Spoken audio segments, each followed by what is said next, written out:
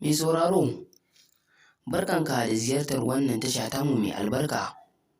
Amma idan ya kasance wannan ne shigowarka channel ɗin nan, ka danna mana alamar subscribing sannan kuma kada ka manta ka danna mana alamar ƙararrawar sanarwa domin ta haka ne za mu dinga samun sababbin shirye-shiryenmu kai tsaye da zarar mun ɗora.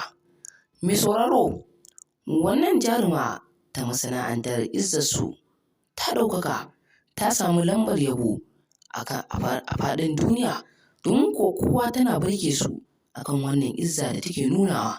Domin kuwa mai sauraro, ana tunanin cewa idan ya kasance a fim ɗin Izzat So Umar Hashim ne ɗan mai girma Matawalle, to Hajiya Nafisa zai iya kasancewa ba 'yar mai girma Matawalle ba ce ba, wataƙila 'yar tsintuwa ce.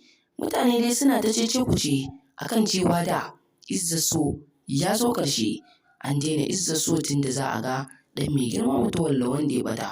To amma sai ga shi wannan jaruma ta fito ta yi magana ta ce Izzat So ma yanzu aka fara shi, ba za a taɓa daina shi ba, sabida mutane suna buƙatarsa, sabida ana son shi kuma ana son kallon shi. Wannan ne dalilin da ya sa da ba za su taɓa daina yin Izzat So ba, kuma su tsaya su ga yanzu ma aka fara yin drama a Izzat So.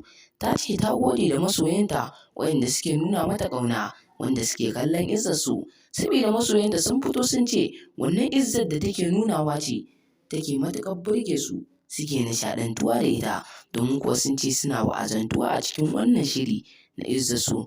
Wannan jaruma dai mutane suna ta cece-kuce a kan cewa ba budurwa ba ce ba, bazawara ce, saboda tana da 'ya'ya manya-manya har da wanda ya shekara 15. Ka ga wannan jaruma ba yarinya ba ce ba, babba ce, sabida kawai dai ta fito ne daga gidan mijinta kuma sai ta zo ta tsinkayi kanta a cikin wannan series ɗin na Izzat So.